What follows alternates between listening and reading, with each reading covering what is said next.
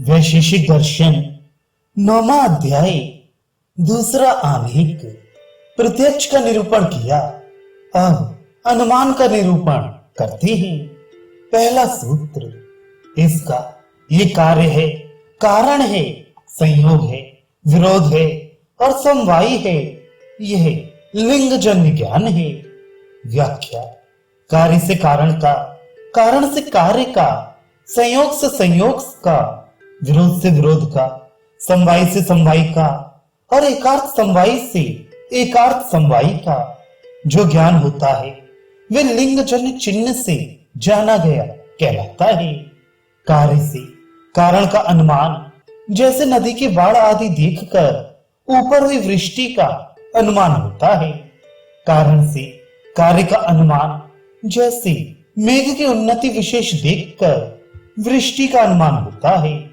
अब अनुमान की सत्यता का परिचय क्या है, इस पर कहते हैं। दूसरा सूत्र, इसका यह है, इस प्रकार कार्य कारण का संबंध अवयव से होता है। व्याख्या, इसका ये कार्य है, इसका ये कारण है। इस प्रकार कार्य कारण का संबंध अनुमान वाक्य के अवयव से होता है।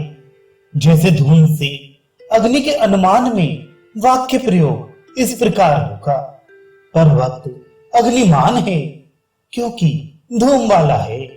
रसोई की तरह यहां धूम कार्य है, उससे धूम के कारण अग्नि का अनुमान है। धूम और अग्नि में कार्य कारण संबंध है। इसका परिचायक उदाहरण रसोई है, क्योंकि वहां अग्नि और धूम का कार्य कारण भाव संबंध प्रत्यक्ष दृष्टि है। कार्य कारण भाव संबंध उपलक्षण है।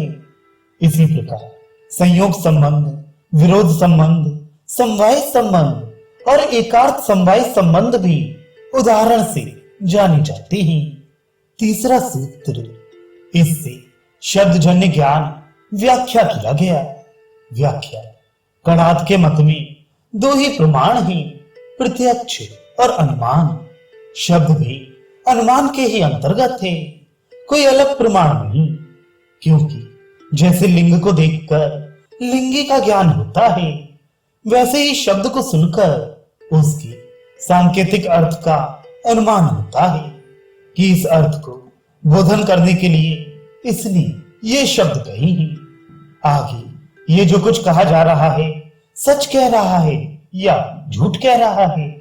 अब निश्चय या संशय कहने वाले की योग्यता अयोग्यता के ज्ञान से होता है, इसलिए यह भी अनुमान के अंतर्गत है। चौथा सूत्र, हेतु, उपदेश, लिंग, प्रमाण और करण एक वस्तु में, जिससे अर्थ अर्थात मतलब को कह दें, वह उपदेश कहलाता है। और वह हेतु अर्थात कारण और लिंग अर्थात निशान बोधक है। निशान के नियम से प्रेय अर्थात यथार्थ ज्ञान के कारण को ही प्रमाण कहते हैं। इस प्रकार करण या कारण को अनुमान करते हैं।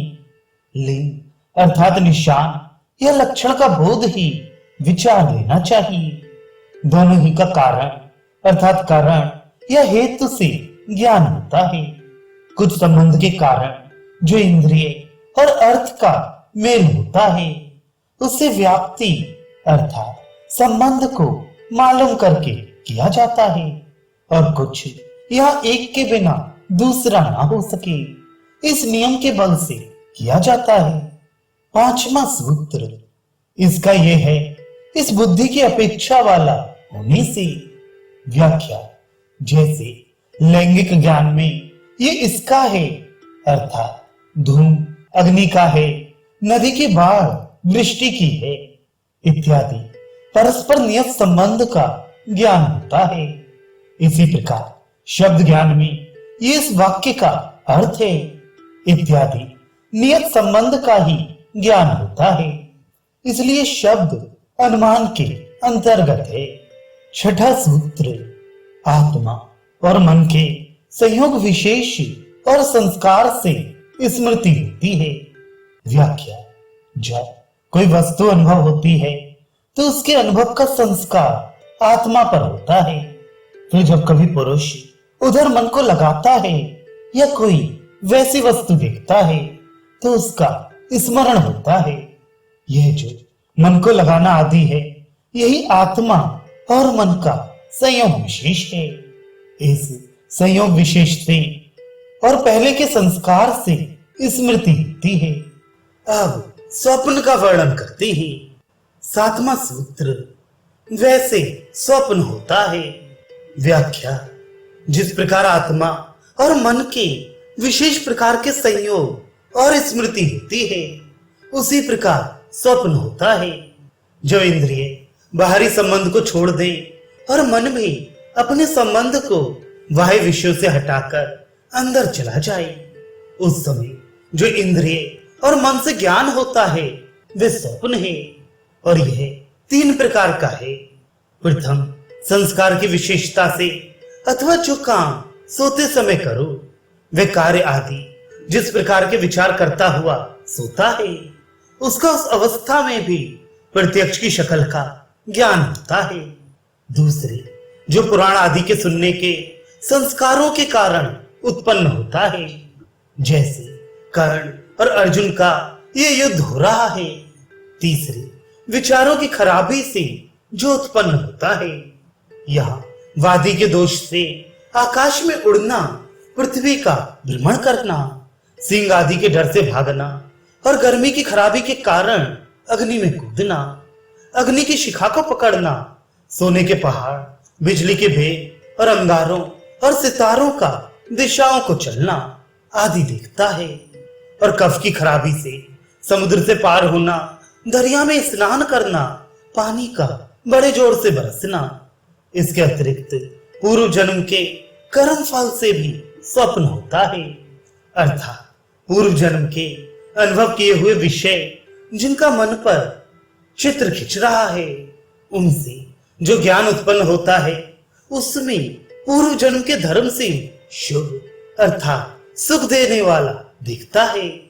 हाथी की सवारी, पहाड़ से पार होना, सर पर ताज का रखा जाना, खीर का खाना, राज का भोग करना आदि अधर्म से दुख देने वाली, जैसे तेल का शरीर पर मर्दन, ऊंट की सवारी, अंधे कूप में गिरना, कीचड़ में स्नान करना, अपना विवाह आदि देखना, इस प्रकार का स्वप्न ज्ञान होता है।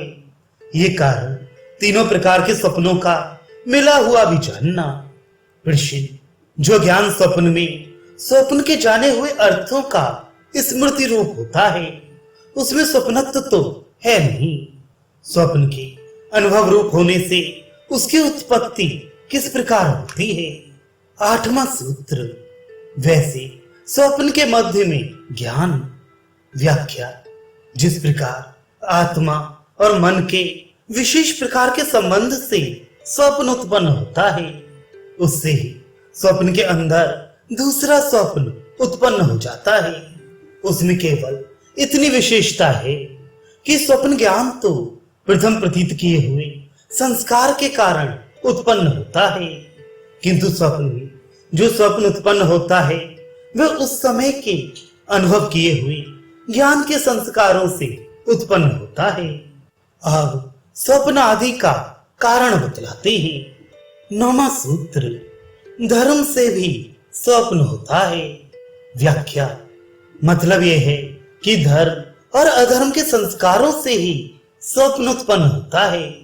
जब धर्म के संस्कारों से स्वप्न होगा तो सुख देने वाले पदार्थ दृष्टिगत होंगे, जिससे इस समय में सुख अनुभव करेंगे। जब अधर्म के संस्कारों से स्वप्न होगा तो डराकर दुख देने वाली वस्तु को देखेगा, जिससे दुख प्रतीत होगा। तात्पर्य यह है कि जिस प्रकार की चित्र इंद्रियों द्वारा मन पर उतरी है, उन्हीं के देखने का नाम स्वप्न है। और यदि वे अच्छे कामों के हैं तो सुख उत्पन्न होगा, यदि पाप कर्मों के हैं तो दुख देंगे। प्रश्न, अविद्या की उत्पत्ति का कारण क्या है। 10वां सूत्र, वह दुष्ट ज्ञान है।